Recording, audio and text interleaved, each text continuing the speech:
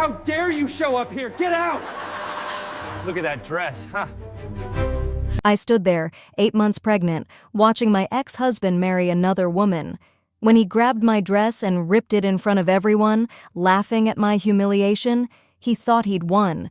But he didn't see my brother standing in the shadows. What happened next changed everything forever. Before we dive into this revenge story, I need you to understand something. This isn't just about a torn dress or a ruined wedding.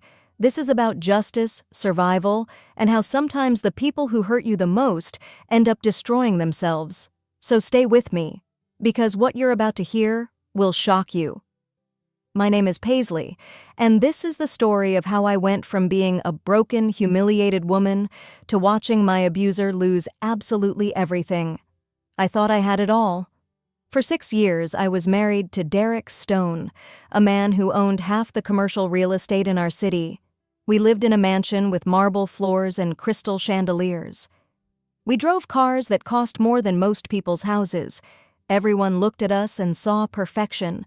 They saw the designer clothes, the charity galas, the social media posts of our supposedly amazing life. But nobody saw what happened behind closed doors. Nobody saw how Derek controlled every aspect of my life, what I wore, who I talked to, where I went. He wasn't physically violent, not at first. His cruelty was quieter, more calculated. He'd make comments about my weight, my intelligence, my worth. He'd isolate me from friends, telling me they were jealous of our success. Slowly, methodically, he built a cage around me that looked like a palace from the outside. The one thing I wanted more than anything was a baby.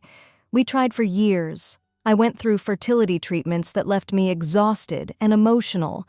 We spent thousands of dollars, endured countless disappointments.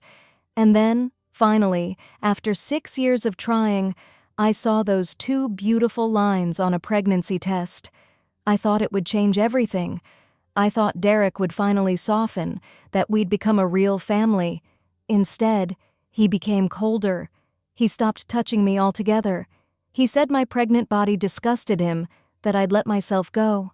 At 7 months pregnant, working from home because I was too exhausted to go to the office, I caught him texting someone late at night. The messages were intimate, sexual. My hands shook as I scrolled through them, but it got worse. So much worse. When I was 6 months pregnant, I found his laptop open in his office. I know I shouldn't have looked, but something told me I needed to see. The emails I found shattered my entire world. He wasn't just having an affair. The woman he was sleeping with was Amber, my own cousin, the girl I'd grown up with, shared secrets with, trusted completely. They'd been together for over a year. The messages between them made me physically sick. They mocked me, called me pathetic and desperate. They laughed about how stupid I was, how I had no idea what was happening right under my nose. But the worst part, the part that still makes my blood run cold, was their plan. Amber had written, "Once that baby comes, we'll be free of her." Derek's response, "We'll get full custody. I've already talked to my lawyers. She'll have nothing." They were planning to take my baby, my child, the one I'd fought so hard to have. Derek wanted the baby, but not me. He'd been quietly building a case against me for months, documenting supposed incidents of erratic behavior, telling friends and family that my pregnancy hormones had made me unstable. He was creating a narrative where I was unfit to be a mother. I printed everything, every email, every text message, every document. Then I confronted him. Derek didn't even flinch. He just looked at me with those cold eyes and smiled. "You think anyone will believe you over me?" he said calmly. "I'm Derek Stone. I own this city. You're just a pregnant, emotional woman who everyone already thinks is losing her mind." That's when I realized how trapped I really was. He had the money, the power, the connections. His lawyers were the best in the state. I could barely afford a consultation with a decent attorney. The divorce was brutal and quick. Derek offered me a choice: take a small settlement and walk away quietly, or fight him in court and lose everything, including my baby. My lawyer, a kind woman who was doing her best with limited resources, advised me to take the deal. "He has too much power," she told me gently. "If you fight, he'll make your life hell, and you might lose custody. Take what you can and protect your child. So I did. I signed away my rights to the mansion, the money, everything we'd built together. I moved into a tiny apartment and worked 2 jobs while 8 months pregnant just to pay rent. I'd lost everything except the one thing that mattered, my baby. Then, 2 months later, the invitation arrived. It was ornate, expensive, the kind of wedding invitation that cost $50 apiece. Derek Stone and Amber Pierce were getting married at the most exclusive venue in the city. The date was set for exactly 1 week before my due date, but it was the handwritten note inside that made my hands shake. We'd love for you to see what a real family looks like. Don't worry, there will be plenty of cameras. A. My brother Nathan came over that night and found me sitting on my apartment floor, crying. He picked up the invitation, read it, and his jaw clenched. "This is a trap," he said. "They want you there so they can humiliate you publicly. Don't go, Paisley. Don't give them the satisfaction." But something inside me had shifted. For months, I'd been quiet, compliant, broken. I'd let Derek destroy me piece by piece. But holding that invitation, reading Amber's taunting words, I felt something I hadn't felt in a long time. Anger, pure, burning anger. "I'm going," I told Nathan. He tried to argue, but I wouldn't budge. What I didn't tell him was that I had my own plan forming. I was going to document everything. I was going to record every cruel word, every humiliating moment. I didn't know what I'd do with it yet, but I needed evidence of who Derek really was. The day of the wedding arrived. I chose a simple, cream-colored maternity dress, nothing fancy. I wanted to blend in, to be invisible. But the moment I walked into that venue, I knew invisibility was impossible. The place was packed. Derek had invited everyone we'd ever known. Former friends, business associates, society people who'd always looked down on me. The whispers started immediately. I could feel eyes on me, hear the barely concealed comments. "Can you believe she actually came? How pathetic. She can't let go." Amber's bridesmaids, women I'd once considered friends, actually blocked my path at one point. One of them, wearing a lavender dress and too much perfume, looked me up and down and said, "Surprised you can still fit through the door?" I said nothing. Just kept walking, head high, phone recording in my purse. The ceremony was torture. I sat in the very back, trying to disappear into the chair.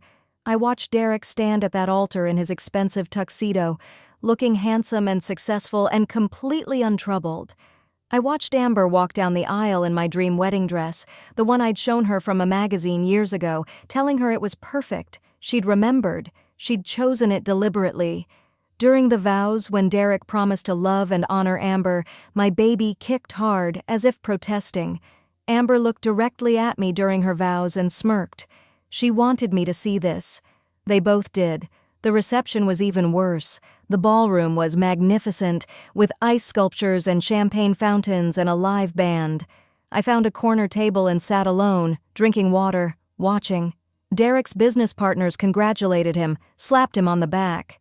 I heard one say, "Smart man, definitely upgraded."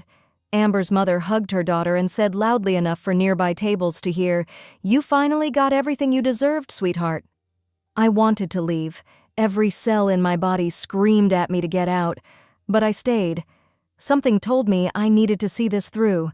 Then Derek took the microphone to give his speech. He started with jokes, thanking everyone for coming, talking about new beginnings. Then his tone shifted. He looked directly at me. "You know," he said, his voice carrying through the room, "some people just can't let go of the past. Some people crash weddings they weren't meant to attend." The room went quiet.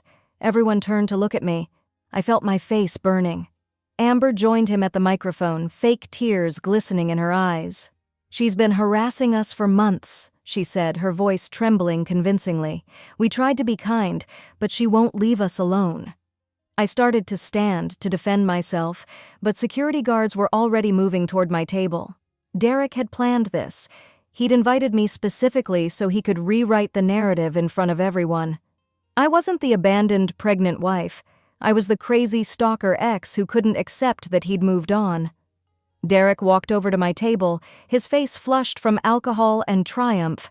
He grabbed my arm roughly. "Time to leave, Paisley," he said loud enough for everyone to hear. I pulled my arm away. "I was invited," I said, trying to keep my voice steady. "I have the invitation."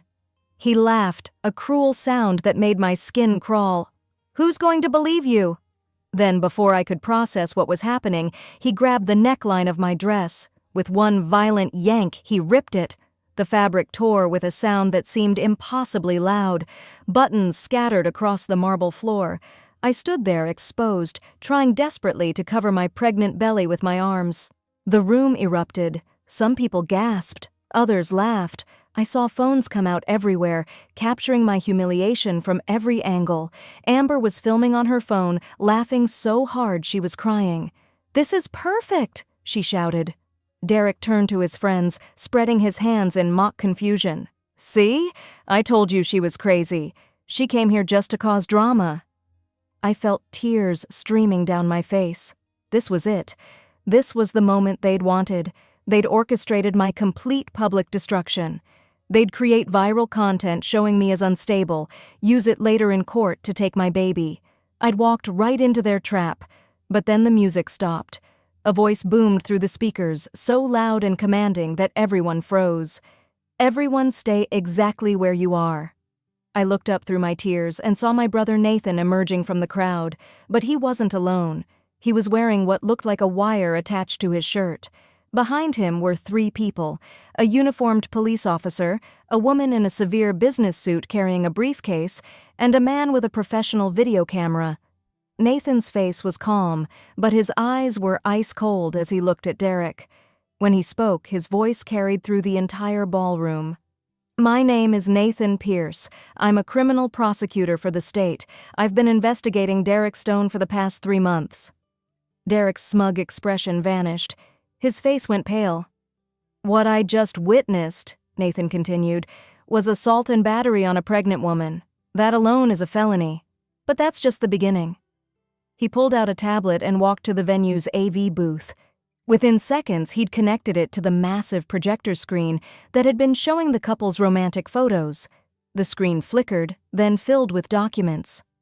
"For the past 3 months," Nathan said, pacing slowly in front of the screen, "I've been working with the IRS and the FBI to investigate Derek Stone's business practices." Financial documents appeared on the screen. Bank statements, offshore account records, emails. The woman in the business suit stepped forward. "I'm Agent Morrison with the Internal Revenue Service. Mr. Stone has been committing tax fraud for the past 6 years, hiding over $8 million in offshore accounts." The room was completely silent now except for the click of Nathan's tablet as he changed slides. More documents appeared, emails between Derek and various business partners discussing fraudulent real estate deals, forged inspection reports, schemes to defraud investors. But then Nathan revealed something that made my blood run cold.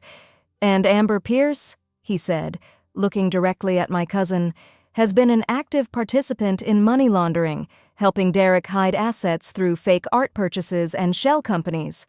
Amber's face crumbled. "I didn't know," she stammered. "I didn't...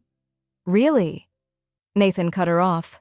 He tapped his tablet again, and an audio recording began to play.